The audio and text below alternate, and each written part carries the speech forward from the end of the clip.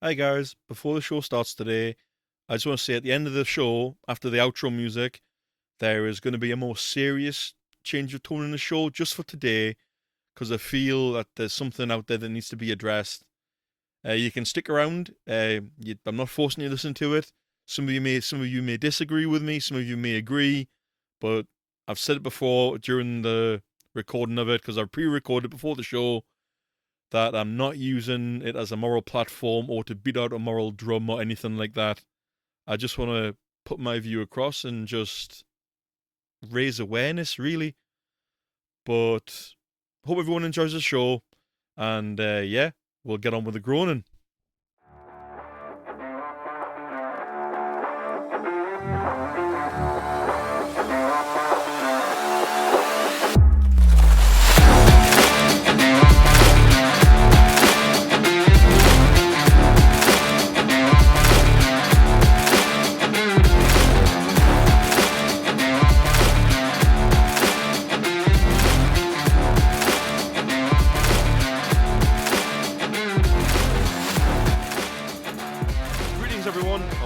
To episode 26 of the Groan Zone. On this week's show, you can expect more groany goodness from yours truly with my 3-piece of groans from this week. The SOBS is upon us again, for it is this week's game. As always, I get my turn of groaning, but it's only fair you do as well, audience, so you get your week's audience groaning in there too. 0 of the week returns, and unlucky returns too. And we have an additional Heroes of the Week section. This section pops up now and again, but not as frequent as everything else. But with that being said, let's get it cracking and going straight in there with my 3-piece of groans for the week. My groan time. Groan 1. When you brush your teeth, I'm usually up at like 5:35 in the morning, Greenwich Mean Time. And ages later, when you eat breakfast, you still get the taste of mint messing with your food. Pineapple and mint, not a winning combo. Or orange and peach plus mint, still not a winning combo, especially when it's flavoured water. It kind of just tastes like, well, I'm just going to say sadness. I can't use the word that I want to use because I don't want to get banned. Anyway, groan number 2. That awkward moment when you are surrounded by people, albeit in a lift, and that's an elevator for our groaners in America, or an escalator, and your body decides right there and then that you have to have a serious fart. You try and hold it in for all you're worth, but it ends up shooting from your rump like a Force 10 gale, and you have to both look down in shame and also stifle a laugh at how horrendous the whole situation is. You pray for mercy that no one realizes it was you before you get off. In the same groan, how horrible is it when someone else is in a situation but they've passed death gas, not you? Yeah, I've had that happen before. I've been in a lift, someone's let rip with a massive guff, and it just smells like death warmed up. Ugh. Groan 3. When you've just polished your shoes, you step outside and instantly it's like mud is drawn to your feet like a magnet, and in less than a few seconds, it looks like you've been mud wrestling for years with them. Then someone, a little while later, walks up and goes, "You should polish your shoes." You look at them and you go, "I did." Hate that. Polish shoes. Stains on them immediately. I just don't like it. I hate it. It annoys me. But anyway, I could go on forever groaning. We're not going to do that though. That would be a horrible podcast. That's my groan sack empty for another week. But don't worry, groaners. It'll return next week. Anyway, enough of that. Let's get on with this week's game. Everyone who's listening live, are you ready for Yes or BS? Oh, they're typing. Yep, they're all set and ready to go. If you're listening along after it's been recorded, as I'm sure you are, you get as much time as you like. Just pause after the questions have been asked, and then be honest with your answers. You know the score by now. Here we go. Let's get going. Round number 1. The speeding rap hole round. Option A. The deepest hole ever drilled by man is the Siberian Kandark borehole with a depth of 80,226 feet. Option B. LL Cool J's grandmother in the early 1990s inspired him to keep going on with rap music even though gangster rap was taking over. Option C. The first known speeding ticket was issued to Walt Arnold in Kent, England in 1896 for going a blistering speed of 8 miles an hour. Just thinking about what answers they're going for as they listen along live. Oh, typing going on there, brains rattling, everything else going. Someone's debating, do they want to go B or C or A? That is the name of the game. Oh, they're going to go for option A. Okay. And one in for C there. And a couple have gone in for B as well. Okay. Round number 2. The frog pineapple bark round. Option A. It takes a pineapple 6 to 9 months to grow. Option B.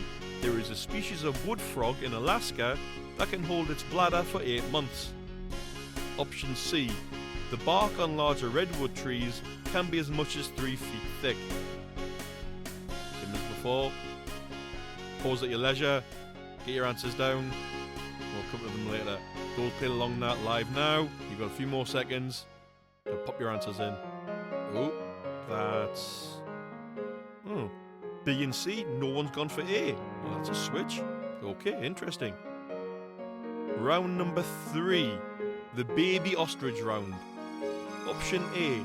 An obolus is the scientific name for a baby walrus.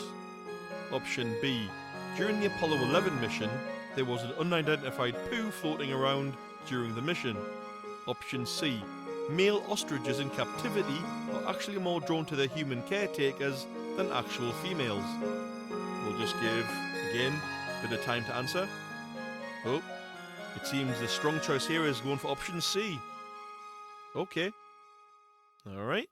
Oh, and there's one that's gone in for B. Okay. I'm hearing people want answers, but to find out who got blanked to 0 and who scored or won outright, they'll have to bear with me until later on in the show. But now we go from games to more groans. Yep, audience, it's your time to spill what sears your soul. But before I read up the audience groan, a little bit of things to go for you.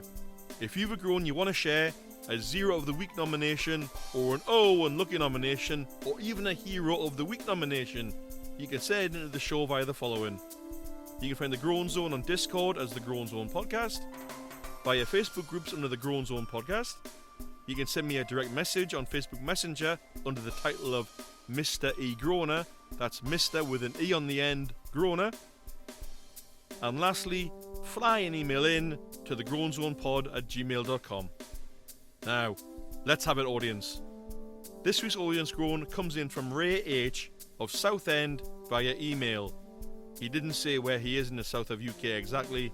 He just wrote Southend. I'm not sure if that's actually a place or anything. I'm not even sure. But he writes, "Good morning, Mr. E. I work in a supermarket and I hate it when Pillocks cannot understand how to use self-service checkouts. Come on, I'm near retirement age in my late 60s and I understand these things better than some of the feckless twits I have coming into this store. It's not hard to find a banana on the screen. Also, if the machine says card only, you bloomin' well cannot feed it cash. It won't accept it. Give me strength." Wow. Okay then, Ray. Oh, pre-shift stress there, was it? Not everyone knows how they work things like that, as they are not gifted with technological abilities. People like, I don't know, people that just don't like self-service checkouts. I don't know. Hang in there, Ray. Retirement, I'm sure, will find you around the corner soon, my friend. Cheers for the groan. We now move on to Oh Unlucky, and this one made me wince. So it turns out there's a man out there called Gary Bowser. Ironic, his surname is the name of one of Mario's key enemies in the Super Mario games, because this guy is a Nintendo hacker, and he's just been released on prison. Why was he in the old pokey? Well, he got done for the distribution and sales of devices that enable pirating of a Nintendo software. The first ouch. He agreed to a $4.5 million fine. Second ouch. Agreed to another 10.5 million fine to settle Nintendo's civil lawsuit against them. That's $10.5 million. So that's like, oh, whew, God, I do not want to be this guy. That's like 15 million so far. Jesus wept. Ouch. However, the biggest ouch comes next. Nintendo can now take 20 to 30% of his personal income for the rest of his working life, and he is 53 years old. They have already took back $175 from the job he had in Washington's SeaTech Federal State Detention Center.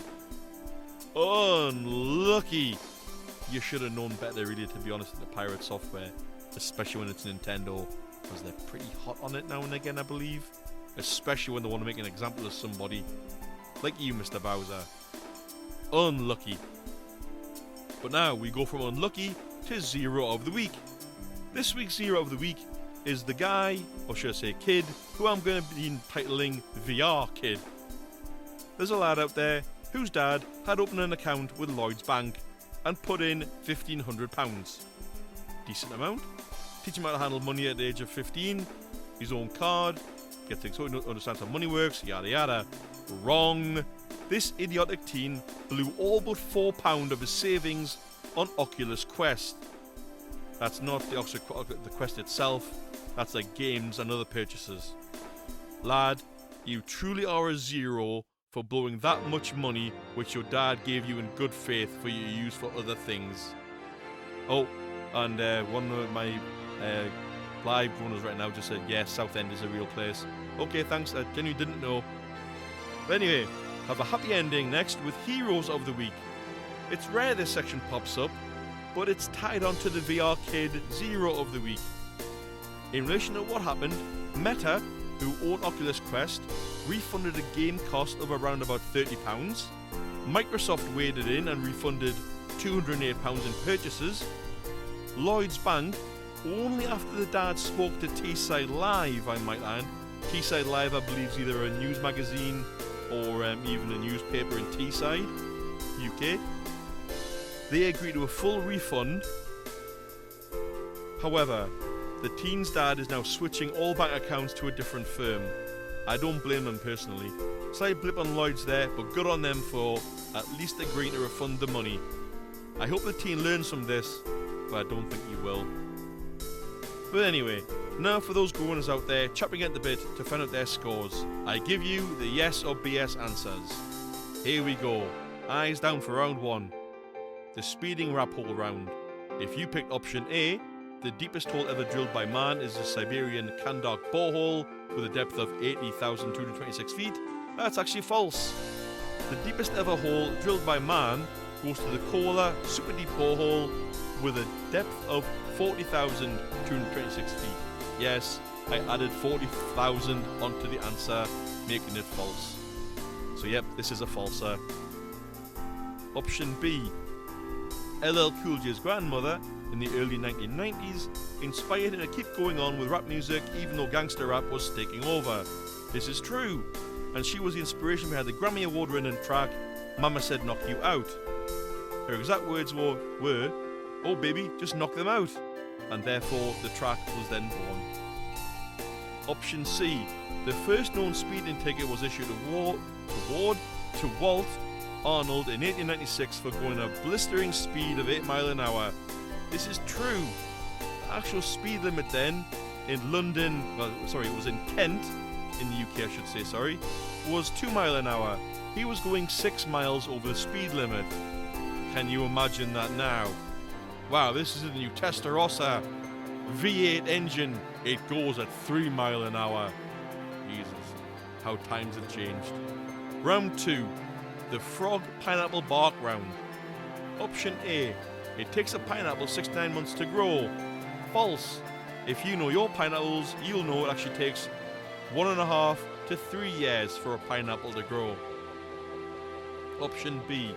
There is a species of wood frog in Alaska that can hold its bladder for 8 months. 100% true. And the urine actually keeps it alive during hibernation. Option C. The bark on larger redwood trees can be as much as 3 feet thick. False. It's only 2 feet thick at its thickest. Well, moving on to round 3, the baby ostrich round. An obulus, option A, an obulus is a scientific name for a baby walrus. This is actually false. An obulus is the name for a division sign. Option B, during the Apollo 11 mission, there was an unidentified poo floating around during the mission. False. It was actually Apollo 10 and none of the astronauts owned up. Would you really want to tell NASA Space Control, come in NASA Space Control, Houston, we've got a problem, flying turd approaching. I know I wouldn't want to take that responsibility. Holy God. And option C, male ostriches in captivity are actually more drawn to their human caretakers than actual females. This is actually true. So it makes them exceedingly difficult to breed in captivity because they'd rather be around humans instead of their own kind.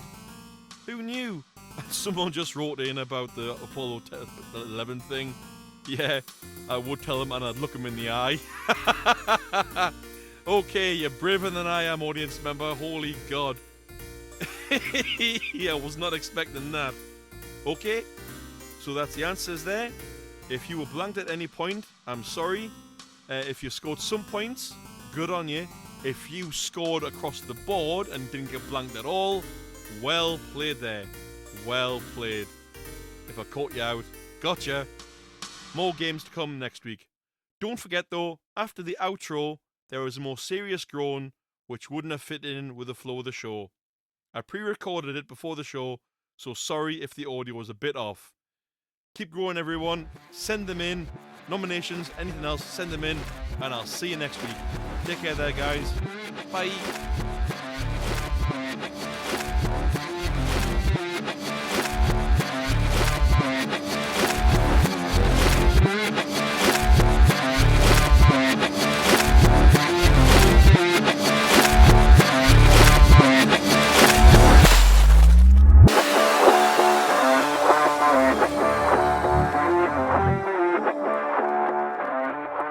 Hi guys, hope you enjoyed the show there.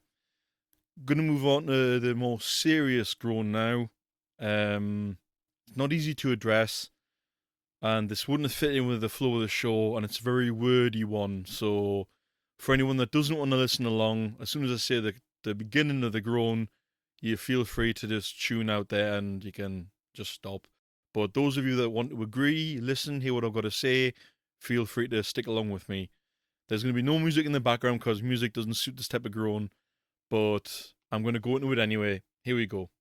The USA gun law system groan. This isn't me using the podcast as a platform or anything. This is just to get my view across, and hopefully everyone agrees with me.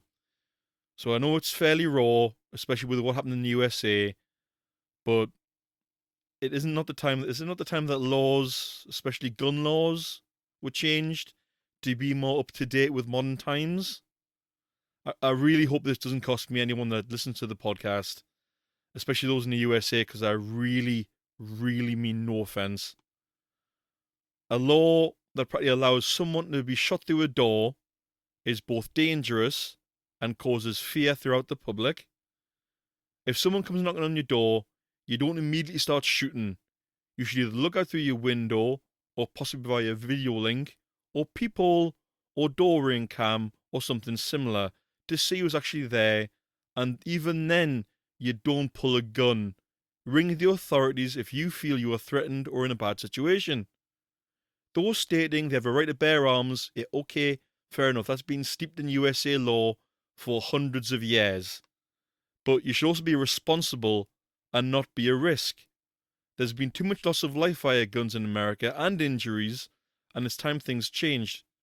Surely those who want the freedom of guns can see that this needs to be policed better to prevent loss of life. I'm extremely glad that the young man shot twice for ringing the wrong doorbell has pulled through and is at home recovering now. The offender, regardless of age, race or social standing, should be immediately prosecuted and not be able to stand behind the stand your ground law.